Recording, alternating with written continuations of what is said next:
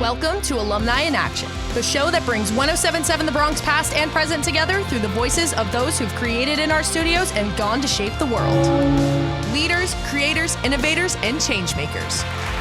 From late night studio sessions to early career moves, each episode dives into the stories that prove WRRC is just the beginning. Whether you're an alum, a student, or someone who believes in the power of community and ambition, you're in the right place. This is Alumni in Action. Hi, and welcome to another episode of Alumni in Action. I'm your host, Owen McCarron, and I am also the student engineer here at 1077 The Bronx, and I am joined by my co-host and former production director, Owen Nelson over there. Our guest today is Emily Stratton, a Rider University alumni from the class of 2014. Emily studied communications with a focus in radio and television and was part of the Bronx during her time at Rider. She hosted the student show Sustainable You before serving as the production director from 2012 to 2013 and the general manager from 2013 to 2014. After Rider, she worked in production, social media, and also in audio and video with experience at iHeartMedia, Nelco Products, Phillies, B101.1, and Red Nucleus. She's also a freelance audio engineer and now in graduate school at LaSalle University for professional clinical counseling. Emily, thank you very much for joining us. Thank you so much for having me, guys. Yeah, of course. It's always good to have a wide variety of different alumni on. And it's also nice because I feel like you're one alumni that, at least in my time, I still hear your voice on the radio. We still have a lot of your stabs and images running. That's awesome. So you clearly did a lot, yeah. So let's start off. You studied communications with a focus in radio and television from 2010 to 2014. What first pulled you to Rider and what helped you decide that that was the major that you wanted? So when I first came to Rider, what first made me to pick Rider was the size. I liked how small it was, that it was far enough away from my parents' house, but close enough where I could go home if I want. When I started, I was undecided pretty much. I was just in general communications. I thought I wanted to do television. And then I had a class, writing for broadcast with John Moses, who is the GM of the Bronx. And I really liked that. So he asked if I wanted to possibly come over and talk about an internship for a show called Sustainable You. Didn't have any radio experience then. Started doing that. It was a real learning experience, but I realized I loved talking. I loved hearing my voice, and I loved the difference between the TV side of it and the radio side is you can be in your pajamas and nobody would ever know. Yep. I loved that. I've been there a few times for sure. Most definitely. I wake up early in the morning and I don't have to. It's all those wake up Rider days where you get to just wake up, run to the studio. You're up bright and early on a Saturday as a college kid. You don't want to put on some normal clothes. Those pajama pants are the best. Yes. Serving as production director, I mean, I'm most interested in hearing about that, your experience in that, because I kind of share a little bit, but you also served general manager. How did both of those leadership roles shape you and build up skills within yourself? Yeah. So I feel like when I first joined the Bronx, I was incredibly shy, incredibly self-conscious. And I feel like when I started working in these leadership roles, I was able to find myself, find my voice, and just kind of develop as a human being. And I really loved it for that. Yeah. So, and I think the interesting thing about being on exec, especially at the Bronx, is I feel like we have one of the more unique setups at the radio station. Yeah. And especially now, the Bronx is one of those organizations that generally pushes the students to break out of their comfort zone, to go be a go-getter. It's, if you ask me, one of the best organizations on campus at really preparing people for that outside world, and especially because John is just so skilled in the way that he actually influenced the kids. Yes, I 100% agree. I mean, at least for me, it was deadlines. That's what shaped me. It got me ready for everything else. Because now anywhere I go, I at least have this as a background, and I get my stuff earlier done or done earlier than most people for that reason. And it's just the Bronx. And let me tell you, it prepares you so much for when you graduate and you hit the real world. I feel like you just have such an advantage because you understand how to prioritize. You understand how to, meet a deadline, and it helps. It really helps throughout the course of your life. Yeah, and I kind of want to stay on that topic of deadlines there because so you did a lot of experience. You had your internship here while you were at the Bronx, and you balanced a lot as well on top of just schoolwork and your other involvements. How'd you do it? What were your strategies to helping meet those deadlines, to staying on top of things, and where did you learn those skills? So it was kind of like a trial and error kind of thing to find out what worked. I had a lot of check-ins with John Moses a lot. Just, when is the earliest, when is the latest possible time you need these things in? Like I have this in my one class, this in my other class.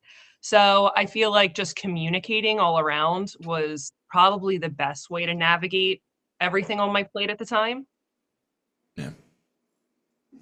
So, with being the general manager, you had a lot of challenges with that, I'm sure. But like, what were some of the biggest challenges of adapting to running the whole radio station? I mean, that's something I can't even speak on because it's such a, diverse role of Yeah. tasks that John gives you. Well, at the time in like 2013, 2014, it was a lot smaller of an establishment than you guys have now. Um, but we were doing stuff called Launcher Bronc. I don't think you guys do that anymore. Launch a Bronx. Launch, what would that Yeah. be? It was like a fundraising for Make a Wish, I believe. Oh, Oh, okay, okay, that's that's cool. really cool. Yeah.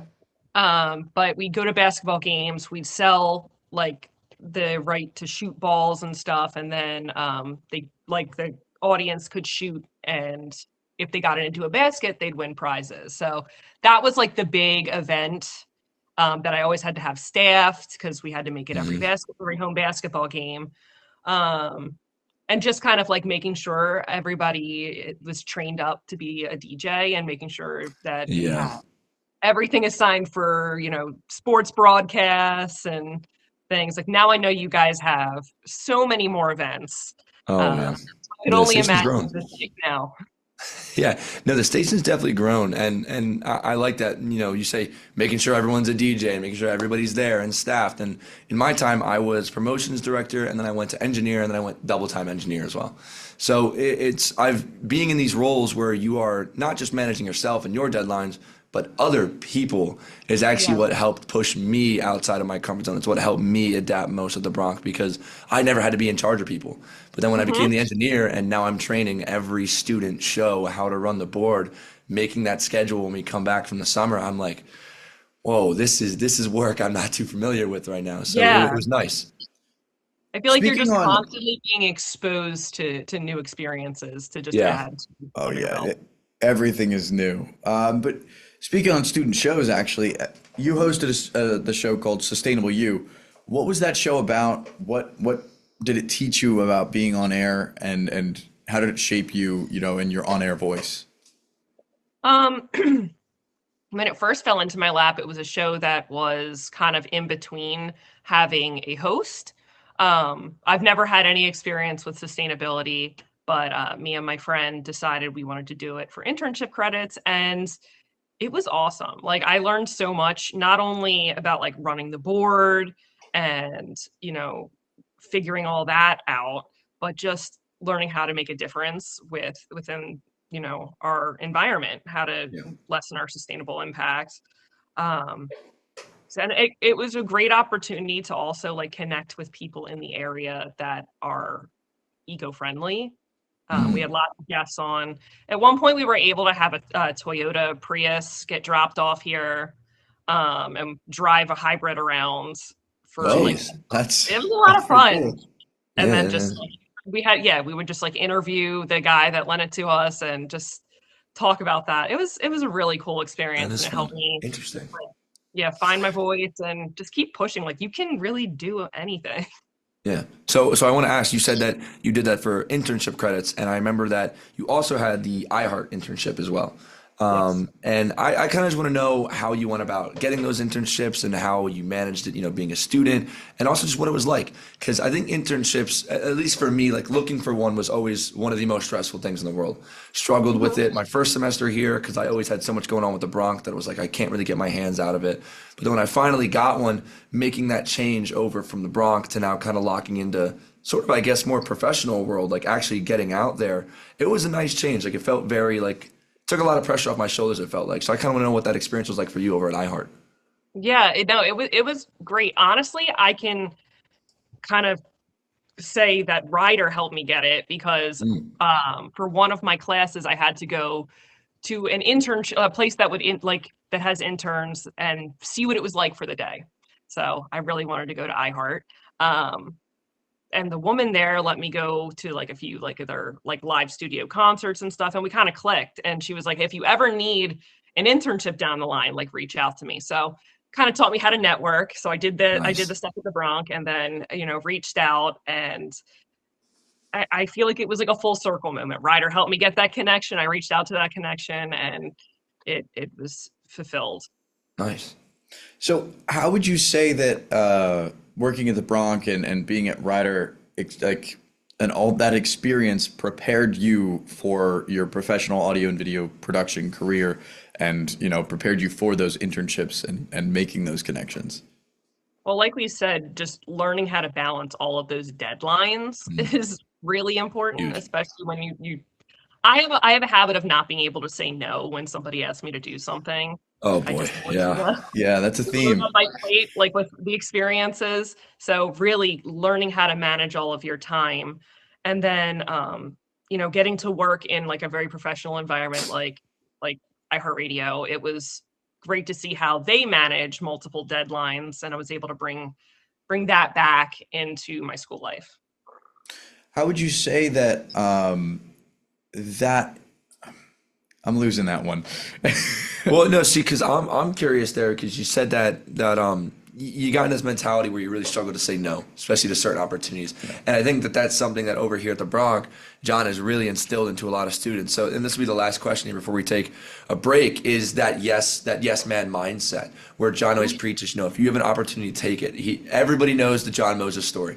When you work with him, he started in film, he found a job in sales, worked his way into on air, and then literally worked his way up the tower, and now he's managing a radio station. So Yeah. when you adopted that mentality, where did that come from? Did that come from John? Did that come from a couple of the role models you had? Like who really helped instill that in you? 100% came from John. He really pushed me. I feel like I was still like a kid when I started there. Yeah. I felt like he, held me accountable to like an adult's level. And yeah, he pushed me to just, keep on keeping on. Yeah, and that's going back to what we were talking about earlier when I was talking about the way just the station is run with the exec staff. John has a really good way of taking young adults who still feel like kids and helping them speed up that process and getting ready for everything after. And I could speak for myself, and I could probably speak for you as well, that we've both experienced that Yeah. pretty well here. So it's nice, it's refreshing to see that that's been a consistent thing over the years. And so we are going to take a quick break here before we do come back on Alumni in Action. We're going to talk a little bit more about what you've been up to after school and kind of get some insight on a lot more of your freelance and your work, and also your career switch, and talk about your graduate school right now. So stay tuned for more Alumni in Action after this short announcement. Hello and welcome back to Alumni in Action. I'm your host, Owen Nelson. That's Owen McCarron right over there. We're sitting down with Emily Stratton, Ryder alumni, graduating class of 2014. We heard just recently all about her experience at Ryder and the Bronx, and now we're kind of moving a little bit more towards after the fact. I'm curious, what you walked that stage. Where did you think you were going? I know you might be in a little bit of a different spot now, but what was your vision right after, while you're walking that stage? What was your career path, kind of thing? I had no clue. I knew I knew how hard it was to get into radio broadcasting in Philly because it is oversaturated. But Mm, my goal was to get there. So I went over, when I got home, I started working for the company my dad works for, by doing videography and social media for them. And, within that, I saw I would network out to people at iHeart, get little gigs there. Then I started working at More FM. It's B101 again now, mhm. right? Yeah. Yeah. So I was doing events for that while still trying to keep all my options open.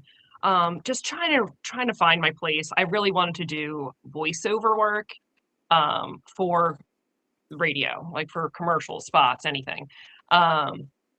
So I always like volunteered to do stuff like that.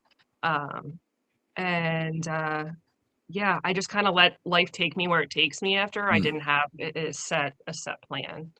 Yeah, and I think that's one of the interesting things too, especially with wanting to work in media, is it's kind of hard to break out into it, I feel, especially if, from like a production or even just like an on-air role, finding that breakout position where it's you're doing what you want. Like if somebody leaves the radio station, like I want to be an on-air talent, everyone wants to be an on-air talent. Yeah. There's never going to be not an abundance of people who want to get behind the mic.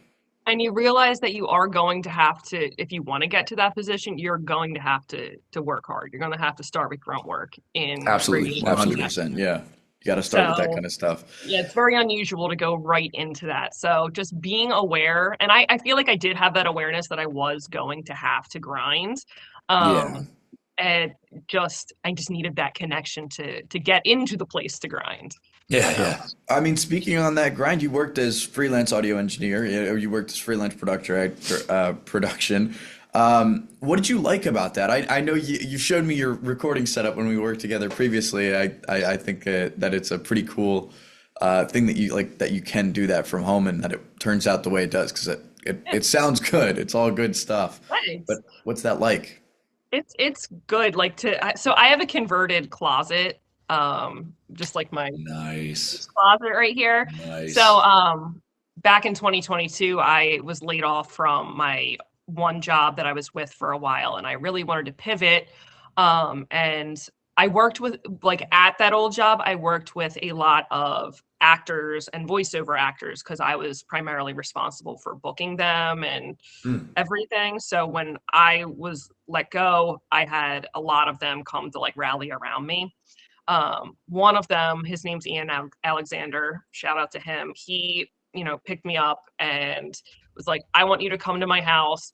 I have like all of these microphones that I want you to try out, see which one sounds best with your voice. And like, you're going to take it and you're going to turn your closet into a voiceover. That's awesome. So I started doing that, and it did pick up. I did some audiobooks. I did a lot of like the on holds for like the companies in the area, like when they're on vacations, or like press like for blah blah blah. So that was a lot of fun. And I just think it's like super awesome. It kind of helped me, the voiceover stuff. While I still do this for fun, I transitioned to, I started doing stuff for podcasts. I wasn't necessarily recording anymore, but because I had this experience working remotely and dealing with, all the aspects of podcasts, I was able to start editing audio and video for them. And that's kind of what carried me on. Cool. And so I want to know, you said something interesting in there about, first, it's sort of a two-parter. I kind of want to know what the adaptation was like going from being a student, getting out, having these, if and and jobs, and then getting full-time for those years, what the difference of working those short-term jobs versus full-term was. And then I also kind of want to see if you can touch on having that support after, when you mentioned when you were let go, and having that support after and helping, get back into it, and the support from everyone that you worked with, and keeping your, I guess, dream career going of being that freelance. Yeah. So just to take you back for a minute, like I was working in a life sciences industry where I was doing like audio and video for doctors and stuff, educating them about like e-modules for certain diseases or certain drugs. So yeah, it was all about like working my way up through there. That was not supposed to be a role, but they did make it a role. But because I did that, I met so many people. So I feel like it's all going to come back to what I said earlier. It's all about networking, all about keeping those connections, and just really being personable with them, even if it's not like hey, I have a job for you. Just check in, be like, hey, how are things going? Like, just checking to see how you're doing. Because it does help you in the end, because like I said, when I was let go, it was very rough, but I was very happy with like how many of those people that I did work with came and rallied together and helped me pick myself up. Nice. Yeah. I now to shift a little bit from your whole freelance and everything like that. You've kind of taken a bit of a change recently. You're now in grad school at LaSalle for professional clinical counseling. What led you towards that? Like, what made you choose counseling? So one, I love to talk, and I love That's a listening. good prereq, yeah.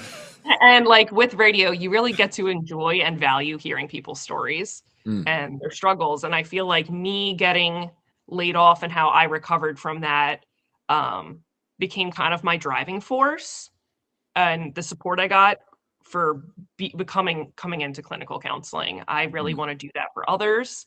And I feel like my skills that I learned at the Bronx and through like my professional career has really helped me, let those guards down, let me be very vulnerable, talk, and I really hope to have people around, like my clients, feel safe to speak to me like that as well.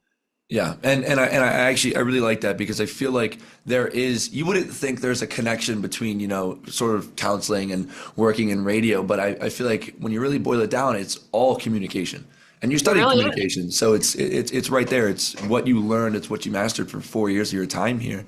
And I think that's rather impressive. So, did you ever see though yourself going into counseling when you were in college? Like, did you think, okay, this will be a career path that I take, maybe down the line, or was it always just straight radio? So I did say to my husband at the time, like I'm like, if I wasn't in radio, I would love to be a counselor. Maybe in like 2015, but I'm like, it's too late now. Like, Mm. whatever. Just funny how life takes you on the ride that it's supposed to and where you end up. So, I mean, I'm able to do both now. Yeah. I mean, with that, I mean, your career path really it must have taught you a lot about changing directions. How do you personally adapt so well to change and find yourself stable ground, with doing something so different but also so similar? Definitely investing in your mental health, doing Mm. therapy, talking about what's on your mind. No, don't bottle it in. Um, I I feel like it's just being like communication just is the answer to everything. Yeah. Yeah. And so before we get ready to wrap up here, we're coming up on time. First of all, I want to say thank you again very much for joining us. It's been a great conversation. And the career switch is, I think, one of the most impressive parts because you were able to not only maintain it, but persevere through so much. And you're still maintaining the freelance and still doing all that. And that's one of the most impressive parts. But I want to know for anybody getting ready to walk this May, for all the seniors. I'm a senior, so I'm getting ready to graduate in 2 weeks. Owen's got Congrats. one more year. Thank you very much. Glad we're here. Glad we're here. But for someone who's been through it, and for someone who's successful, you've got a family now, and you're clearly doing the thing. School is hard, and you're still able to manage it right now. What's one piece of advice you could give to them? If it's something that you could go back and say to yourself that you would say to students now that are walking in 2 weeks, what's that one piece of advice you would drive home to them? Keep pushing, keep networking. If things don't work out the way you are planning it to, that's okay. I feel like it was meant to happen. Move on, pivot. Like you will reach those dreams. It may not be exactly like A to B like you thought, but it does happen if you have enough drive. Yeah, and I think that's an interesting point there as well, that it doesn't have to be A to B, and that was something that originally scared me because when I came in and I wanted to do on air and promotions, I mean that's what I was essentially locked in on. And then when John realized that I might have a natural talent for this engineering and he brought me into it, I was terrified. And now it's my internship and it's my full time. So Yeah. I really think that A to B is a very good point. So Emily, thank you very much for joining us. It's been great catching up with you. It's been great chatting, and obviously we wish you the best with school. And that career change that you're on right now. And again, just thank you very much for joining us. Thank you. All right, for me and Owen Nelson on Alumni in Action, that is it. Also, our last episode. Yes. Oh, this is our last This is our episode. last episode as hosts of Alumni in Action. We're passing on the torch as I get ready to graduate and Owen gets ready to focus on everything with film for his senior year. To the next hosts, Katie, Giuseppe, and Dan, have fun with it. It's a great time. You get to meet great people like Emily, and you get to catch up with them. The next episode will air at the start of May, so we'll see you guys on the first Sunday, and then they will take over in June. Yeah, I'll be the voice for the intro at least. He will. So more Owen, less of me now. But again, thank you guys very much for joining us on Alumni in Action, and I guess I was going to say see you in the next one, But we'll see you in another time. at another time. All right, Emily, thank you very much again for joining us. Appreciate it. Oh, thank you. And that brings us to the end of another episode of Alumni in Action. If there's one thing we've learned today, it's that the 1077 The Bronx experience doesn't end at graduation. A huge thank you to our guests for sharing their journey, and to you, our listener, for being a part of the 1077 The Bronx community, wherever you are in the world. If you like what you heard, you can visit 1077thebronx.com/alumni in action as a way to listen and watch the show on your favorite podcasting platforms, including Spotify, and on our YouTube channel. Until next time, keep chasing your goals, honoring your roots, and taking action. Because once a Bronx, always a Bronx.